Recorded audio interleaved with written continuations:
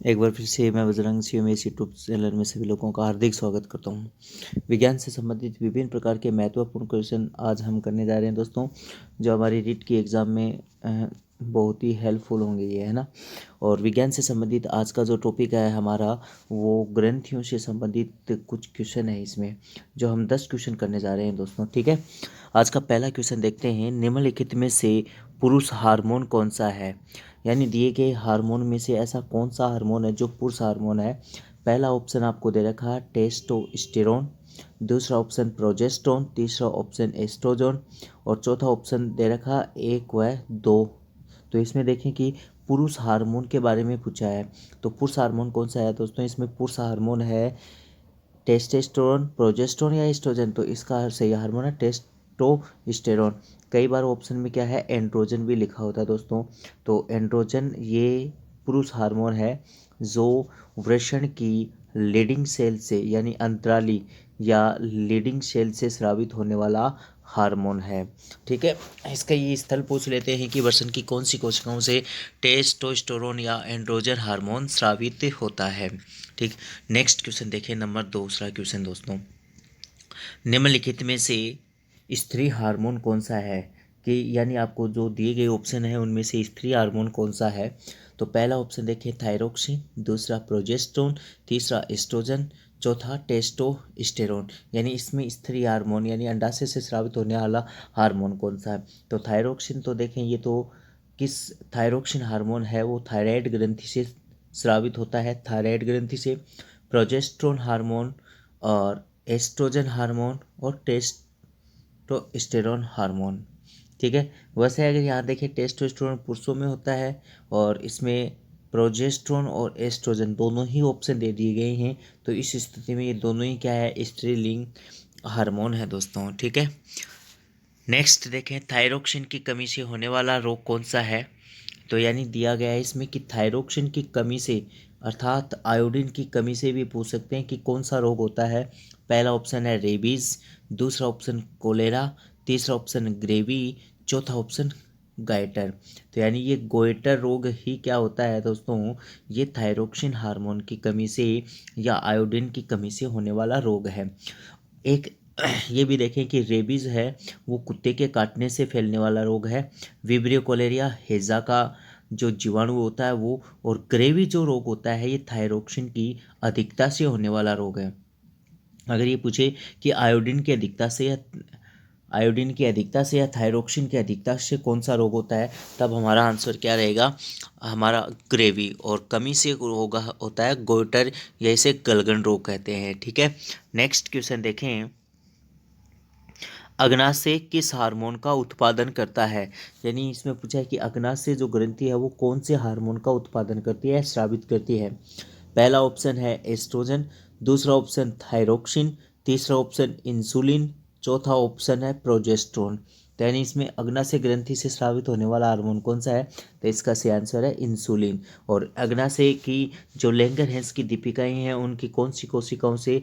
Beta cell से स्रावित होने वाला हार्मोन है ये, ठीक है। यानी उसमें अगर अग्नाशय ग्रंथि में देखें तो अल्फा, बीटा और गामा तीन प्रकार की कोशिकाएं होती हैं। उन तीन प्रकार की कोशिकाओं में से यह हार्मोन स्रावित होते हैं, और इंसुलिन होता है वो बीटा सेल से स्रावित होता है, बीटा सेल से स्रावित होता है, ठीक। अल्फा, बीटा और गामा कोशिकाएं होती हैं या डेल्टा जिन्हें बोलते हैं। अल्फा से ग्लूकागोन हार्मोन, बीटा से इंसुलिन हार्मोन और गामा से सोमेटोस्टेटिन हार्मोन स्रावित होता है। इंसुलिन का कार्य क्या है? रक्त में ग्लूकोज की मात्रा पर क्या है, कमी करना या नियंत्रण रखना होता है। एस्ट्रोजन किससे स्रावित होता है? अंडाशय से, महिलाओं में स्रावित होगा। थायरोक्सिन थायराइड ग्रंथि से।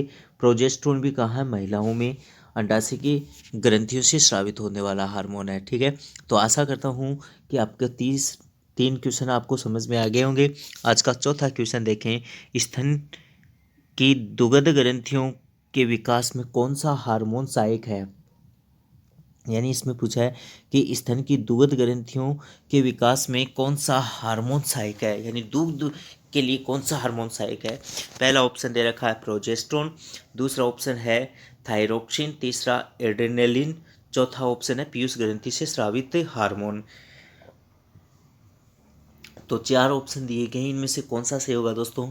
देखिए, प्रोजेस्टेरोन लिंग या लैंगिक लक्षण के लिए सहायक होता है जो महिलाओं में स्रावित होता है। थायरोक्सिन आयोडीन युक्त है।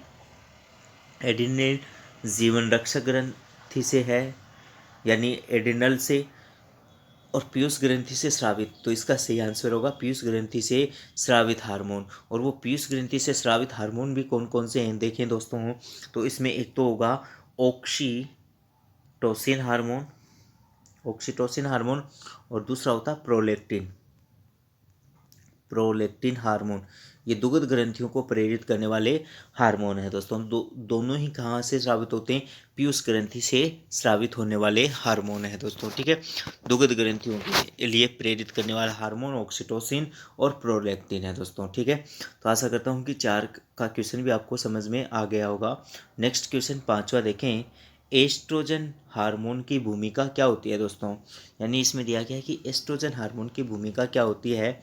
पहला ऑप्शन है इसमें दुग्ध ग्रंथियों के निर्माण में, दूसरा अंडाशय उत्पादन पर नियंत्रण, केवल एक सही है, और चौथा केवल एक व दोनों ही सही हैं। तो देखें, तो एस्ट्रोजन जो है वो किस में है? दुग्ध ग्रंथियों के निर्माण में, ठीक है। दूसरा अंडाणु उत्पादन पर नियंत्रण एस्ट्रोजन, और केवल एक सही है, केवल एक व दोनों सही है। तो दोस्तों इसका दोनों सही हो जाएगा, यानी जो एस्ट्रोजन हार्मोन है वो द्वितीयक लैंगिक लक्षण में सहायक होता है, तो दुग्ध ग्रंथियों के निर्माण में भी सहायक होगा और अंडाणु उत्पादन पर नियंत्रण रखेगा। तो दिए गए ऑप्शन के अकॉर्डिंग हम कौन सा करेंगे? एक व दोनों ही सही करेंगे दोस्तों, ठीक है। आज का छठा क्वेश्चन देखिए। मादा जनन ग्रंथि है, यानी निम्नलिखित में से कौन सी मादा जनन ग्रंथि है? पहला ऑप्शन क्या है? पहला ऑप्शन है शुक्रवाहिनी, दूसरा वृषण, तीसरा अंडवाहिनी, और चौथा है अंडाशय। तो इसमें दिया है कि मादा, देखिए क्वेश्चन क्या है कि मादा जनन ग्रंथि कौन सी है दोस्तों इसमें? तो शुक्रवाहिनी पुरुष में है, ठीक है, वृषण पुरुष में है, अंडवाहिनी या अंडाशय। तो देखिए इसमें कौन सा हो जाएगा? अंडाशय मादा जनन ग्रंथि होती है, ठीक है। नेक्स्ट क्वेश्चन देखें। मेंढक में निषेचन की क्रिया कहाँ पर होती है? जमीन पर, पानी में, आकाश में, कीचड़ में? तो दिए गए ऑप्शन के अकॉर्डिंग, और इसका सही आंसर भी कौन सा होगा दोस्तों? देखें, इसका सही आंसर है पानी में। यानी मेंढक में बाह्य निषेचन की क्रिया होती है, बाह्य निषेचन की ध्यान में रखेंगे, जिससे मादा मेंढक और में अंडाणु तथा नर मेंढक में क्या निकलते हैं? स्पर्म, जो क्या है जल में बाहर वो निषेचन की क्रिया में सहयोगी होते हैं, या निषेचन की क्रिया बाहर ही कर पाते हैं दोस्तों, ठीक है। तो ये 7 का क्वेश्चन था। नेक्स्ट क्वेश्चन देखें। अधिकांश जंतु होते हैं एकलिंगी, द्विलिंगी, बहुलिंगी, सभी। तो देखिए दोस्तों, अधिकांश जो जंतु होते हैं वो एकलिंगी होते हैं।